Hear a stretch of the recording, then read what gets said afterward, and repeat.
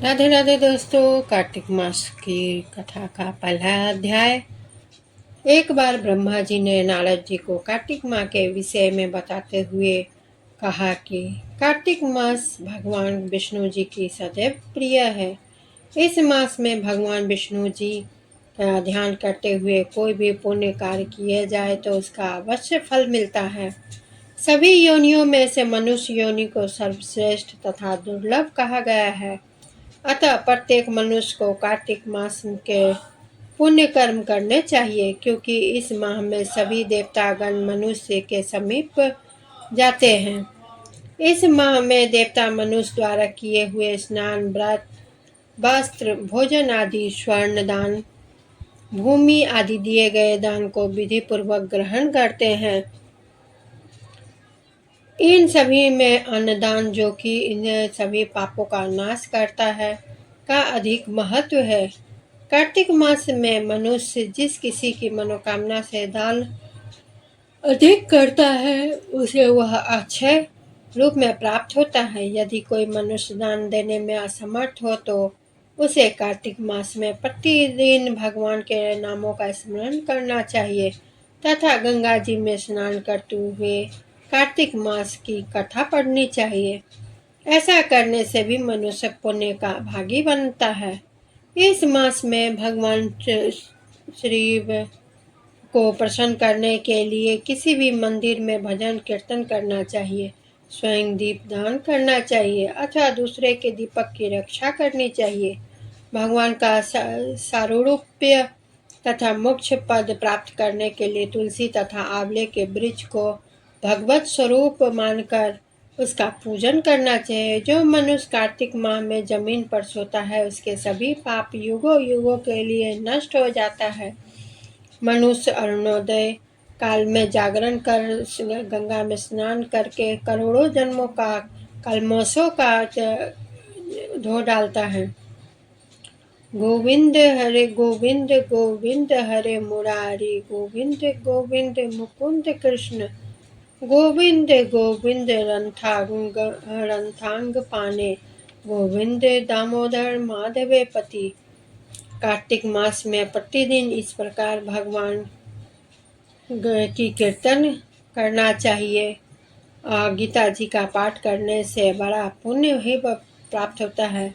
7 समुद्रों तक भी पृथ्वी को दान करके जो फल होता है वही कार्तिक मास के पृथ्वी को दान करने का फल प्राप्त होता है। वही फल कार्तिक माह के स्नान व दान के हैं। कार्तिक माह में स्नान अन्न दान को सर्वश्रेष्ठ कहा गया है, क्योंकि यह संसार अन्न के आधार पर ही जीवित है। मैं सिमरू माता शारदा बैठे जी भाए, कार्तिक मास की कथा लिखे कमल हर्षाए। नैमिषारण्य तीर्थ में श्री सूत जी ने 88,000 शौनक आदि ऋषियों से कहा, अब मैं आपको कार्तिक मास की कथा विस्तार पूर्वक सुनाता हूँ। आप लोग ध्यान पूर्वक सुने, जिसका श्रवण करने से मनुष्य के सभी पाप नष्ट हो जाते हैं। अंत समय में वैकुंठ की प्राप्ति होती है। सूत जी ने कहा, श्री कृष्ण जी से अनुमति लेकर देवर्षि नारद के चले जाने के पश्चात सत्यभामा प्रसन्न होकर भगवान कृष्ण से बोले, हे प्रभु, मैं धन्य हुई, मेरा जन्म सफल हुआ। मुझ जैसी त्रिलोक्य सुंदरी के जन्मदाता भी धन्य है, जो आपकी 16,000 स्त्रियों के बीच में आपकी परम प्यारी पत्नी बनी। मैंने आपके साथ नारद जी को भी यह कल्प वृक्ष आदि पुरुष विधि पूर्वक दान में दिया, परंतु वही कल्प वृक्ष मेरे घर लहराया करता है। यह बात मृत्युलोक में किसी स्त्री को ज्ञात नहीं है। हे त्रिलोकीनाथ, मैं आपसे कुछ पूछने की इच्छुक हूँ। आप मुझे कृपया कार्तिक मास की कथा विस्तार पूर्वक सुनाइए, जिसको सुनकर मेरा हित हो, जिसके करने से कल्पांत भी आप मुझसे विमुख न हो।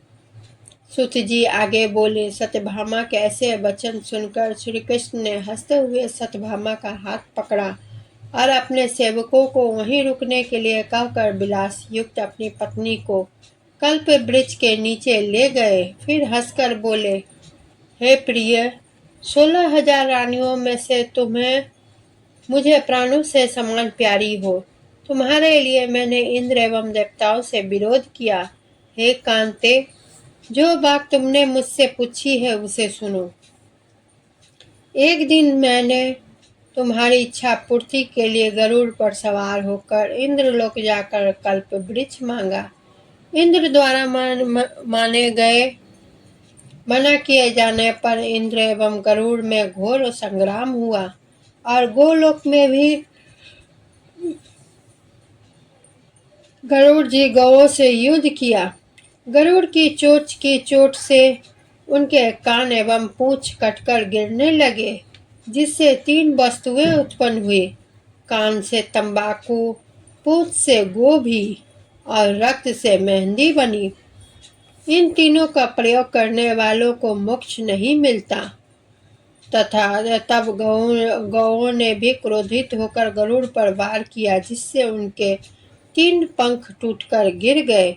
इनके पहले पंख से नीलकंठ, दूसरे से मोर और तीसरे से चकवा चकवी उत्पन्न हुए। हे प्रिय, तीनों का दर्शन करने मात्र से ही सुख फल प्राप्त होता है। यह सुनकर सत्यभामा ने कहा, हे प्रभु, कृपया मुझे मेरे पूर्व जन्मों के विषय में बतलाइए कि मैंने पूर्व जन्म में कौन कौन से दान, व्रत एवं जप नहीं किए। मेरा स्वभाव कैसा था, मेरे जन्मदाता कौन थे और मुझे मृत्युलोक में जन्म क्यों लेना पड़ा। मैंने ऐसा कौन सा पुण्य कर्म किया था जिससे मैं आपकी अर्धांगिनी हुई। श्री कृष्ण ने कहा, हे प्रिय, अब मैं तुम्हारे द्वारा पूर्व जन्म में किए गए पुण्य कर्मों को विस्तार पूर्वक कहता हूँ, सुने। पूर्व समय में सतयुग के अंत में मायापुरी में अत्रि गोत्र में वेदांत का ज्ञाता देव शर्मा नाम का एक ब्राह्मण निवास करता था। वह प्रतिदिन अतिथियों की सेवा, हवन और सूर्य भगवान का पूजन किया करता था।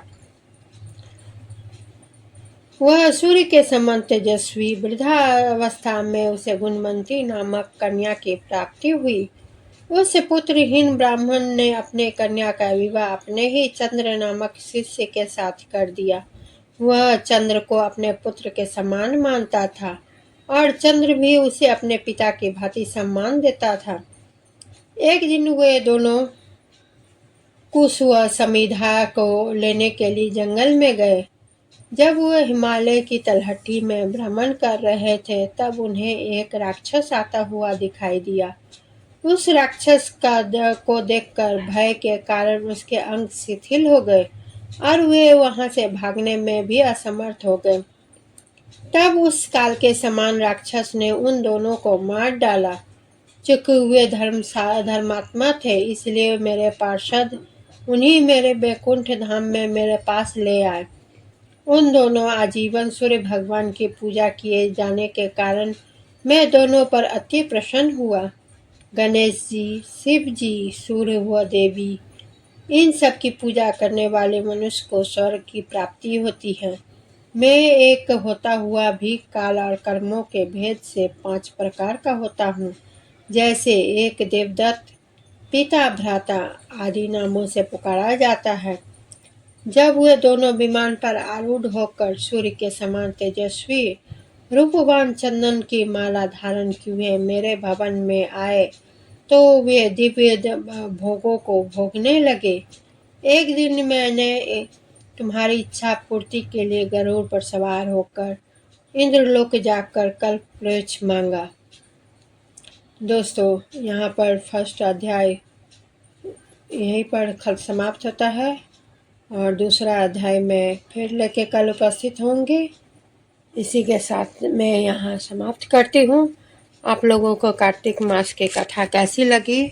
ऐसे दोस्तों, आप पूरा कार्तिक मास की कथा सुनेंगे, पहला अध्याय से लेके जितना अध्याय है, बहुत ही मनोरंजन लगेगा और बहुत ही उत्सुकता रहेगी जो इसके बाद कौन सी कथा है, और सुनने में मन लगेगा। इससे आपकी सारी व्यथा भी समाप्त होगी और आपके घर में सुख समृद्धि की वृद्धि रहेगी। और आप लोग मेरे वीडियो को अच्छा लगे तो लाइक शेयर कमेंट करें और मेरे चैनल को सब्सक्राइब करें। इसी के साथ विदा ले